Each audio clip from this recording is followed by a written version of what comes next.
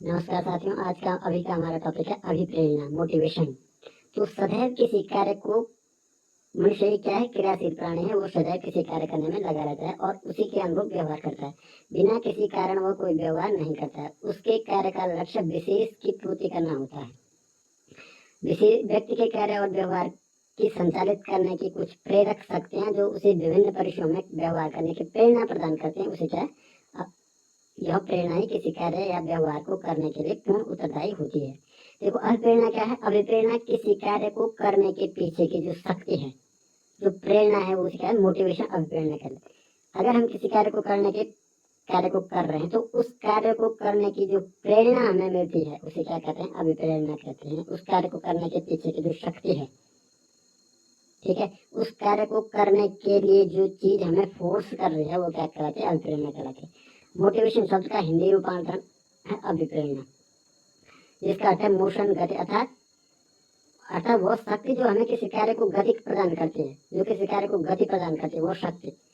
ठीक है, तो प्रेरणा कार्य को आरंभ करने, जारी रखने और नियमित रखने की शक्ति है। गुड ने कहा था, एवेल ने कहा था, अभिप्रेरणा क्या है, सजीव प्रयास है। अभिप्रेरणा एक मानसिक क्रिया, एक आंतरिक शक्ति है जो अंदर से किसी व्यक्ति को कार्य करने के लिए अभिप्रेरित करती है। अभिप्रेरणा एक मनोशारीरिक प्रक्रिया है जो किसी आवश्यकता की उपस्थिति में उत्पन्न होती है।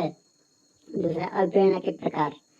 पहला है सकारात्मक अभिप्रेरणा, दूसरा है नकारात्मक अभिप्रेरणा। देखो, सकारात्मक अभिप्रेरणा में बालक अपनी स्वयं की इच्छा से करता है तो इसे सकारात्मक अभिप्रेरणा या आंतरिक अभिप्रेरणा भी कहते हैं। दूसरा है नकारात्मक अभिप्रेरणा। इस प्रेरणा में बालक किसी कार्य को स्वयं की इच्छा से नहीं करके दूसरे की इच्छा या बाह्य प्रभाव के कारण करता है, इसे बाह्य अभिप्रेरणा कहते हैं। शिक्षक, अभिभावक दंड या पुरस्कार, निंदा करके बालक को नकारात्मक अभिप्रेरणा प्रदान करते हैं। ठीक है, आंतरिक अभिप्रेरणा, जब व्यक्ति स्वयं से प्रेरित होकर कार्य करता है, इसे आंतरिक या सकारात्मक अभिप्रेरणा कहते हैं। देखो, जो पुरस्कार है वो सकारात्मक अभिप्रेरणा में आएगा, जो दंड है वो नकारात्मक अभिप्रेरणा में आएगा। पुरस्कार किस में आएगा? पुरस्कार आएगा सकारात्मक अभिक्रिया में, पुरस्कार आएगा सकारात्मक अभिक्रिया में, और दंड आएगा नकारात्मक अभिक्रिया में। ठीक है, प्रशंसा आएगी सकारात्मक अभिक्रिया में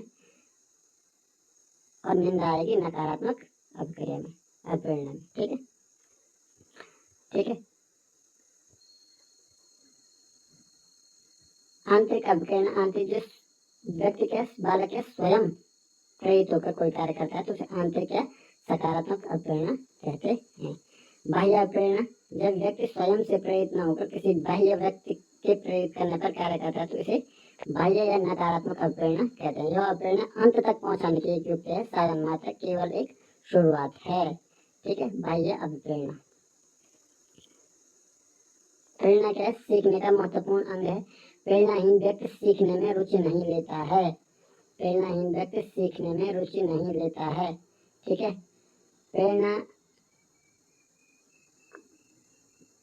का महत्व इस प्रकार से, तो प्रेरणा का क्या महत्व है? पहला है बाल व्यवहार में परिवर्तन।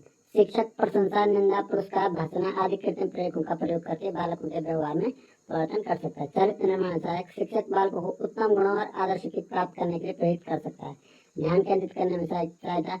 देखो, अब प्रेरणा का अत्यधिक महत्व है। बालक शिक्षकों में रुचिकर उचित साधनों का प्रयोग करके ध्येय की पाठ्य विषय पर केंद्रित करने में सहायता दे सकता है। शिक्षक विधियों, छात्रों को ज्ञान अर्जन करने के लिए प्रेरणा प्रदान करना शिक्षक विधि का प्रमुख ध्येय होता है। अतः शिक्षक को प्रयोग करना चाहिए जो ऐसी शिक्षण विधि का प्रयोग करने के प्रेरित कर सके। देखो, शिक्षण विधियों का प्रयोग करना, शिक्षण विधियों में क्या, ज्ञान अर्जन प्राप्त करने के लिए शिक्षण विधियों का प्रयोग करना, जिससे कि छात्रों को अभिप्रेरणा प्राप्त हो सके अधिगम के लिए। लक्ष्य प्राप्ति, शिक्षा का लक्ष्य सदैव किसी लक्ष्य को ध्यान रखकर की जाती है। अभिप्रेरणा सदैव निर्धारित लक्ष्य की ओर स्वयं अग्रसर होने के लिए प्रेरित करती है। अभिप्रेरणा की क्या क्या विधियां हैं? देखो, रुचि, किसी कार्य को करने सीखने की रुचि का बहुत महत्व है। तो शिक्षक बालक को रुचियों का अध्ययन करना चाहिए, तब शिक्षक को बालकों की रुचियों का अध्ययन करना चाहिए और पाठ्य विषयों का संबंध उसकी रुचियों से स्थापित कर देना चाहिए। सफलता, किसी कार्य में सफलता प्राप्त करने पर बालक का उत्साह बढ़ जाता है। देखो, सफलता भी एक प्रकार की अभिप्रेरणा है। अब अगर आप सफल होंगे तो आप लगातार आपको अंदर से क्या मिलेगी, अभिप्रेरणा प्राप्त होगी दूसरे कार्य को करने के लिए। प्रतिद्वंदिता, प्रतिद्वंदता छात्रों को कठिन से कठिन कार्य करने के लिए अप्रेरणा प्रदान करती है। अध्यापक को चाहिए कि एक स्वस्थ प्रतिद्वंदिता का भाव कक्षा में उत्पन्न करे, जिसमें ईर्ष्या द्वेष की भावना न पनपे। सामूहिक कार्य, छात्रों को सामूहिक कार्य में भाग लेने का अवसर देना चाहिए ताकि आनंद व प्रेरणा मिल सके। प्रशंसा, छात्रों को उनके कार्य के लिए प्रशंसा करनी चाहिए। यह क्या है? बाह्य अल्पप्रेरणा का उदाहरण है। पुरस्कार तथा दंड अल्पप्रेरणा का अच्छे साधन है। यह भी बाह्य अल्पप्रेरणा के उदाहरण है, जो कि सकारात्मक और नकारात्मक अल्पप्रेरणा के उदाहरण है। पुरस्कार तथा दंड। अल्पप्रेरणा की विशेषता, इसमें उद्देश्य निर्देशित रहता है। अल्पप्रेरणा एक मनोव्यावहारिक क्रिया है। अल्पप्रेरणा का जन्म किसी आवश्यकता के कारण होता है। ठीक है। अल्पप्रेरणा में तत्परता, सक्रियता निहित होती है। अल्पप्रेरणा एक जन्मजात प्रवृत्ति की शक्ति है। अल्पप्रेरणा क्या है? एक आंतरिक शक्ति है और अल्पप्रेरणा एक भावनात्मक इकाई है। अल्पप्रेरणा क्या है? अल्पप्रेरणा एक आंतरिक शक्ति है, बहुत महत्वपूर्ण है। अल्पप्रेरणा क्या है? एक आंतरिक शक्ति है और अल्पप्रेरणा में तत्परता या सक्रियता निहित होती है। अल्पप्रेरणा एक जन्मजात प्रवृत्ति की शक्ति है। अल्पप्रेरणा के स्रोत, अल्पप्रेरणा की अवधारणा स्पष्ट करते समय अल्पप्रेरणा के संगठक या स्रोत, उसके कौन कौन से अवयव हैं, यह स्पष्ट होता है। अल्पप्रेरणा के 4 प्रमुख स्रोत या संगठक तत्व है, बहुत महत्वपूर्ण है, बहुत महत्वपूर्ण है। पहला है आवश्यकता, दूसरा है चालक, तीसरा है उद्दीपक और चौथा है अल्पप्रेरक। ठीक है। आवश्यकता जो हमारे शरीर की कोई जरूरत या अभाव, जिसके उत्पन्न होने पर हम शारीरिक असंतुलन या तनाव महसूस करते हैं। सर्दी लगने पर कपड़े की आवश्यकता, थक जाने पर आराम की आवश्यकता, अकेले होने पर साथी की आवश्यकता, बीमार पड़ने पर दवा की आवश्यकता, कपड़ा मकान की आवश्यकता। ठीक है।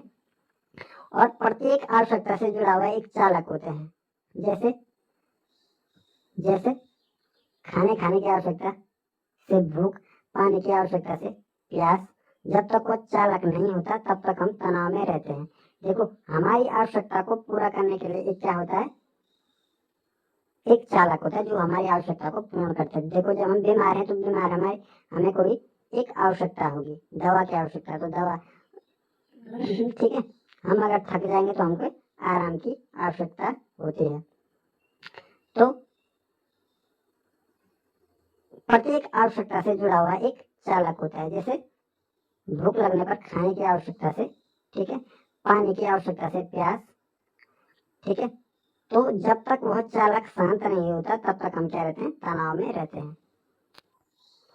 तो आवश्यकता और चालक एक दूसरे से संबंधित है। जो आवश्यकता होगी उसको चालक क्या करेगा? शांत करेगा। जब तक चालक शांत नहीं होता तब तक हम तनाव में रहते। तीसरा है उद्दीपक या प्रोत्साहन। देखो, वातावरण में उपस्थित वह तत्व जो हमारे चालक को शांत कर देता है, जैसे प्यास लगने पर पानी, तालाब, झरना, नदी नाले का पानी पीकर हम क्या करते हैं? अपनी प्यास को बुझा देते हैं। तो क्या है? चालक, चालक को शांत करने तक। भूख को कौन शांत करेगा? भूख क्या है? चालक है। तो भूख को कौन शांत करेगा? पानी। और प्यास को, भूख को कौन शांत करेगा? भोजन। प्यास को कौन शांत करेगा? पानी या तालाब, नदी नाले, हम अपनी प्यास बुझाते हैं। तो ये क्या है? प्रोत्साहन है, उद्दीपक है, पानी या भोजन। और अंत में वास्तव में देखा जाए तो आवश्यकता चालक उद्दीपन में घनिष्ठ संबंध है। आवश्यकता चालकों को जन्म देती है और चालक एक तनावपूर्ण स्थिति तथा व्यवहार को एक निश्चित दिशा रूप प्रदान करती है। और उद्दीपक द्वारा आवश्यकता की पूर्ति होती है और पूर्ति के पश्चात चालक की समाप्ति हो जाती है। तो आवश्यकता, चालक व उद्दीपक के संबंध को निम्नलिखित रेखा से द्वारा भी प्रदर्शित किया जा सकता है। और अंत में व्यक्ति क्या हो गया? अगर ये चालक समाप्त हो गया, हम उद्दीपक हमें प्राप्त हो गया, तो अंत में व्यक्ति अभिप्रेरित हो गया। तो आवश्यकता, चालक, उद्दीपन, ये क्रम पूछा जा सकता है। आवश्यकता, चालक, उद्दीपन, आवश्यकता, चालक और उद्दीपन बहुत इंपॉर्टेंट है। आवश्यकता, चालक और उद्दीपन का क्रम पूछा जा सकता है पेपर में। तो आज का टॉपिक यहीं पे समाप्त होता है। Thank you.